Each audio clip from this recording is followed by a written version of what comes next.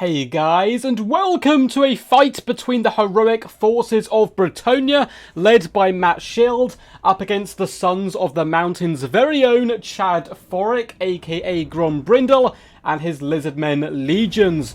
Should be a good fun one. This is a matchup which was relatively well balanced before, so I'm very interested to see how the changes have indeed affected it. So let's hop in here with some glorious Bretonnian action. We have a rather defensive formation with halberds guarding the flanks. These are men-at-arms with polearms. Some in the front line mixed in with battle pilgrims as well. Battle pilgrims should be able to dispatch skinks relatively effectively, but will still struggle up against Saurus warriors, temple guard, and other more elite troops. We then have an absolute bucket ton of peasant bowmen, some of which have pox arrows. Now, this is basically the meta. You bring a load of peasants and cheap troops to hold the front line, a load of archers just to fill those dinos with big old holes, and a ton of cavalry as well. But the front line isn't just peasant mobs this time, it's men-at-arms, battle pilgrims, so it's had to go a bit cheaper on the cavalry front, bring in knights errant, so none of Grail Guardians, Grail Knights or any of that good stuff, just basic troops on either flank. Leading the army is going to be the ever-traditional double paladin, coming in with the Fey Enchantress, who's got her legs wrapped over that unicorn, looking like an absolute badass. Coming in with Chalice of Potions, we also have Favour of the Fey, Arcane Conduit, Regrowth, and Earthblood. She is a mighty pain to deal with, though myself, I do prefer King Leon Kerr in this specific matchup, but most matchups, I think she is indeed better. For the forces of the Dino Boys, we have two Chameleon Stalkers in the back line, looking again to shut down those peasant archers. And this is quite a nice play, because often people expect pterodons, and if they don't spot them, they may not think of the Stalkers. Leading the forces of the Lizardmen is Oxyotl, looking to do his best skirmish game here today, and he has popped Master Predator, so he should be invisible to the Fey Enchantress's vision right now. He's getting out his little stick and getting ready to do some awesome slow motion backflips here to unleash havoc upon the enemy, even turning his back on them right here and lining up a shot, no doubt aiming at those paladins or the Fey Enchantress herself. Going after the Fey, but this shot you want to do at medium range. Long shot, you can see they spread more and more the bolts, and you're not really going to connect fully, and too close it can miss entirely.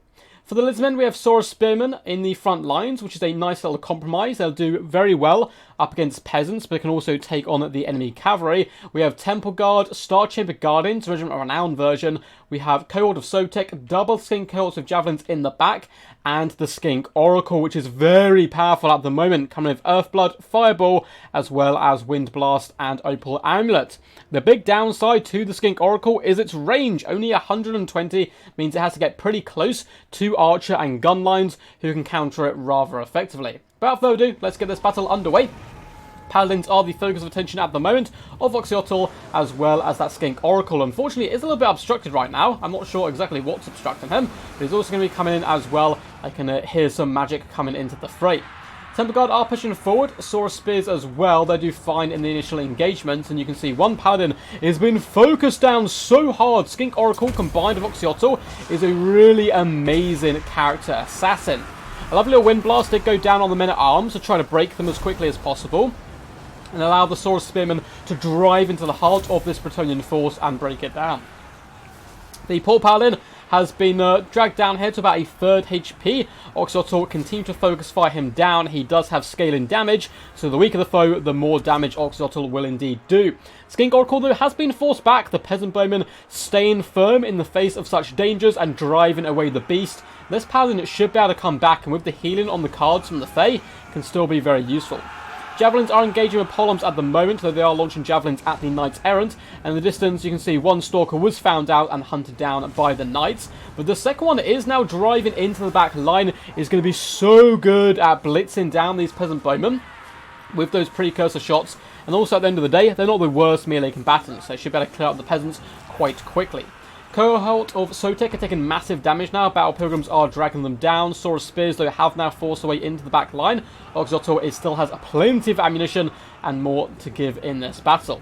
Skink Oracle is once again driving back, no doubt aiming for the Fey Enchantress. That Paladin has returned, though, and he could rally these Knights Errant and come to the rescue of the Lady. The battle is in the balance at the moment. Temple Guard doing a fabulous job down here, up to 35 kills, just cleaving their way through that filthy peasant tide. And in the distance, Star Chamber Guardians have got in a tussle with Knights Errant. The Knights really don't want to be here. It's not going to be a good day for them whatsoever. The magical halberds of the Star Chamber Guardians will drag these brave wannabe knights to the ground and into the mud and blood. Saurus Spears are engaging with men-at-arms here, and we still have those Chameleon Stalkers who are rather swift, darting on the back line, hunting down more and more peasant bowmen, but some of the Temple Guard have been pinned in place. Peasant archers rain fire down upon them, and every time the Skink Oracle gets close, it gets focused down once more and driven away from the main fray. We're going to see one of the potions coming in on the Temple Guard.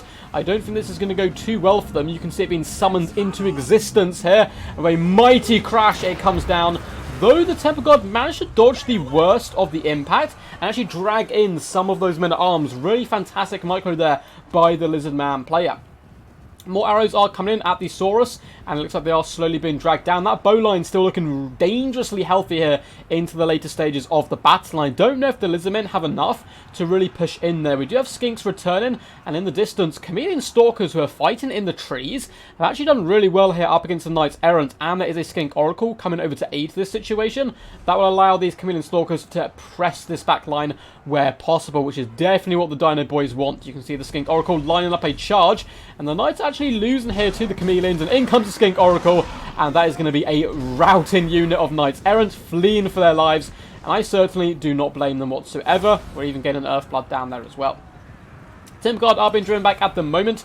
The Chameleon Stalkers holding the line up against the Paladin, but Oxyotl has had to go on a pretty fast retreat, popping slippery to get out of the danger and the limelight. Saurus Spears and Star Chamber Guardians on this right-hand flank are doing a wonderful job really grinding through the Bretonnian foot troops here, and a lot of them are wavering and starting to break, running for their lives before the might of the scaly Beastie Boys. Skink Oracle is now taking double fire from these peasants, almost triple fire. Look at his health just drop away from him. He has a bloody face right now, and that is not the blood of the enemy. That is his blood. He's not having a good day whatsoever. Is going to have to fall back once more away from the Archer Tide. Though they are slowly starting to run out of ammunition, Saurus Spears and Temple Guard can now start to push into the heart of the damage output for Bretonnia, who I think at the moment may be slightly edging the game. Skink Oracle pops an Earthblood on him. Knights Errant do once again return to the field. Chameleon Stalkers not doing bad whatsoever. Where are our Lords? Well, it looks like Enchantress down to about half HP at the moment. She's rolling through with some Knights Errant and a pretty much full health Paladin here. Oxyotl is vibing on the side, trying to regain his wits. Up to 17 kills and no doubt a ton of damage value. 999, not as much as I expected actually, but still not done too bad, and he's still in the game yet. Chameleon Stalkers have finished off one unit of Peasant Bowmen, which is good news for them, but they have been halted here by the men-at-arms with polearms. In the distance, that Skink Oracle has crashed into the Knights Errant, and if you take away these guys' charge, that Skink Oracle is going to eat them up all day long.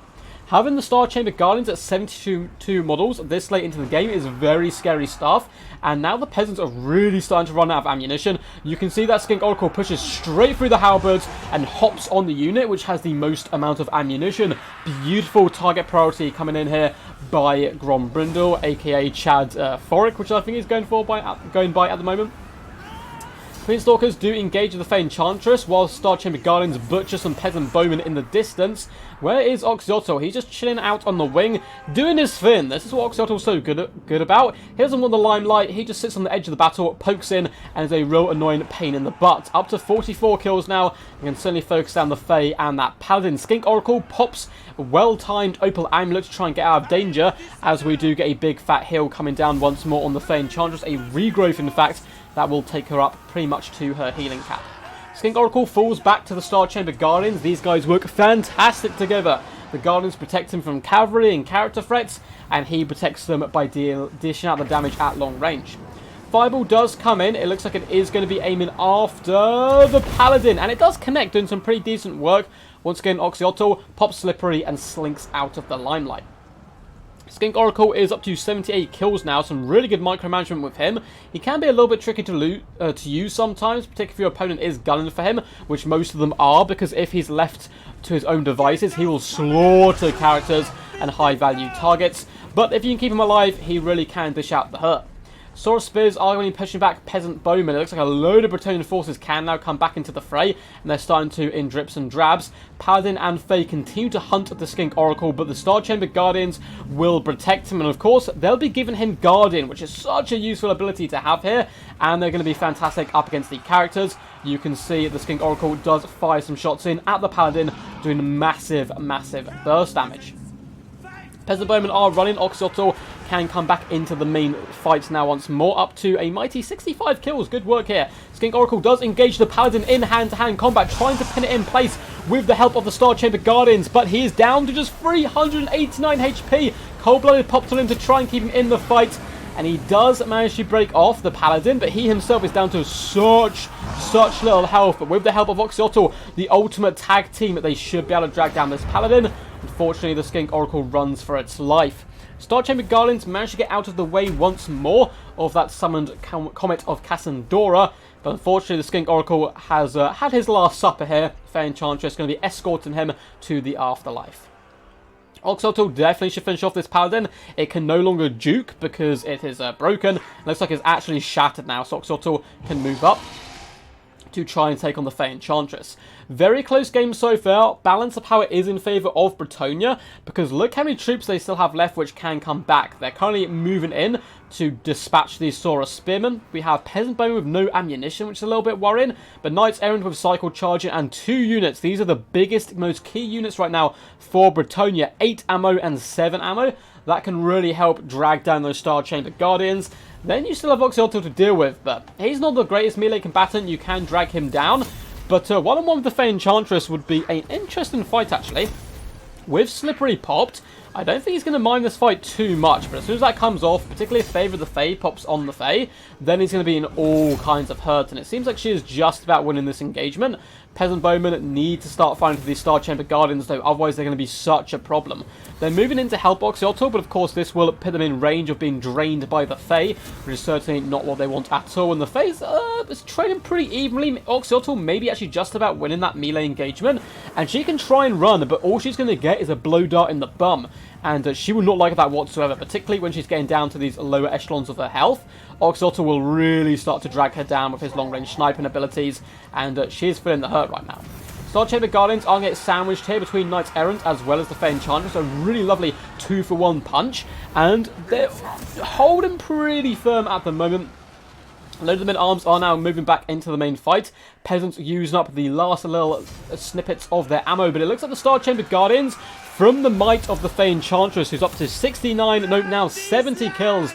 The Star Chambers look to be breaking. Oxyotl moving into combat to try to encourage his troops. Come with me, lads. I will make you heroes.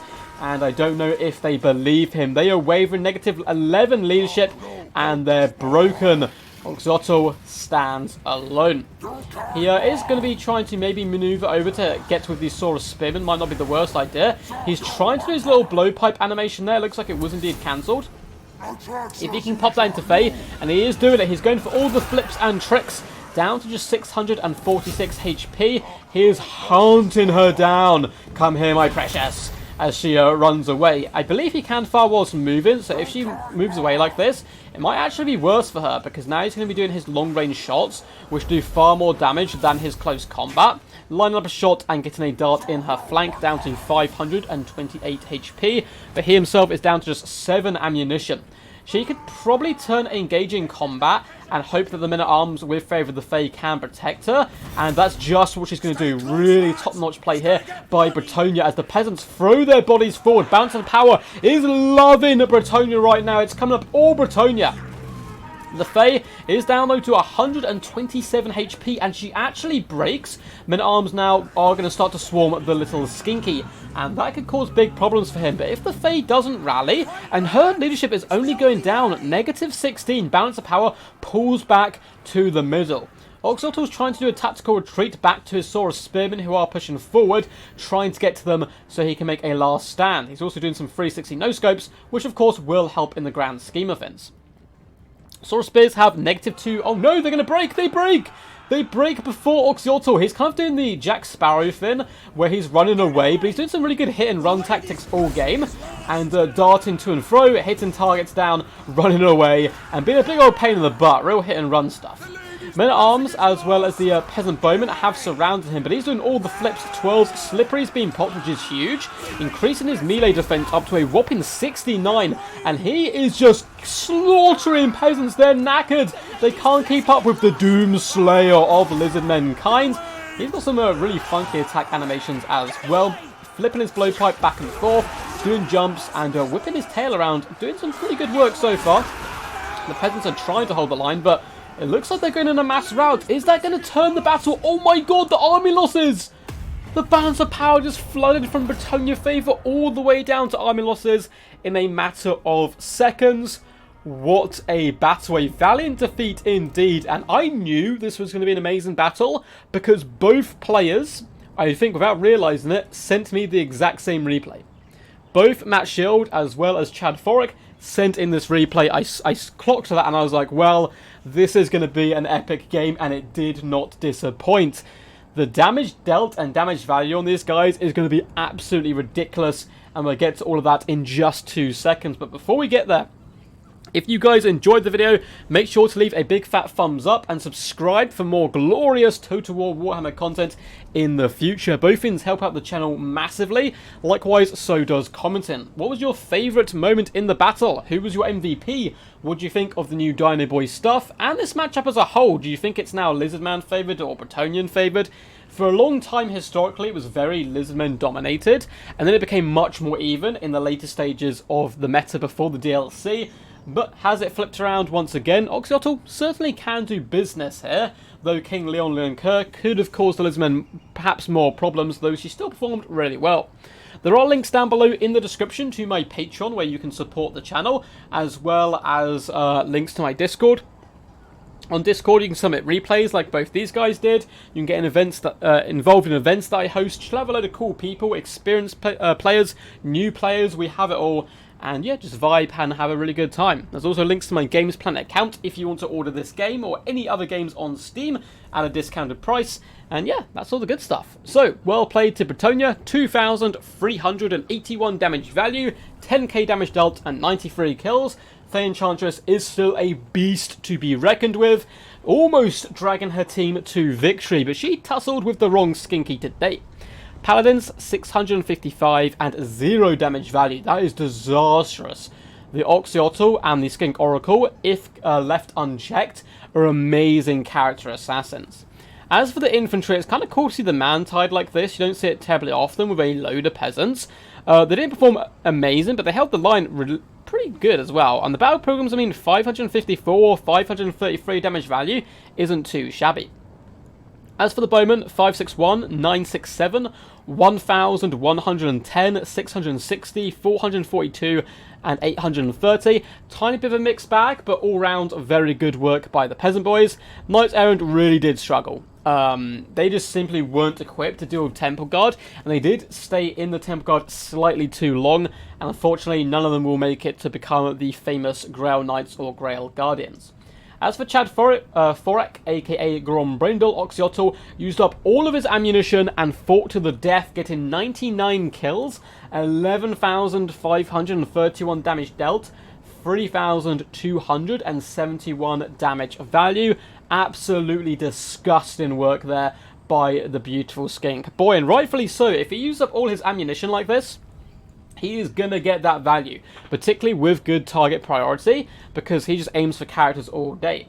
Skink Oracle went down, but in a blaze of glory, getting 2,034 damage value. I've seen a lot of people saying the Skink Oracle's OP, but please do bear in mind, this thing costs a lot more than 2,034 damage value.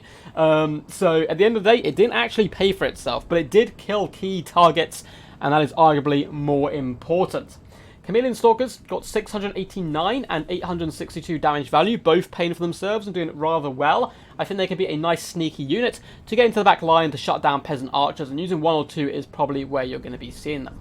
Saurus Warriors with spears did pretty good, 900 damage value, 974 and 380, so these guys are kind of the ugly ducklings of the trio. The other 2 performing far better. Cohort of Sotek got 405. Unfortunately being focused down by characters and so forth, did mean they met their doom early on. Temple Guard performed really well, 100 kills, 1,038 damage value, and the Star Chamber Guardians, that rock that kept fighting nearly to the bitter end before they lost heart at the very death.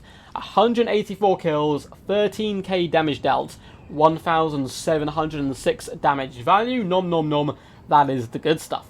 Skin Cults with Javelins performed pretty poorly. I mean, one 504 paid for itself. The other one, though, did get run over, unfortunately. Well played to these lads. Thank you for sending the replays, both of you. And I hope you guys enjoyed. Until next time, peace, peace. And as always, stay awesome.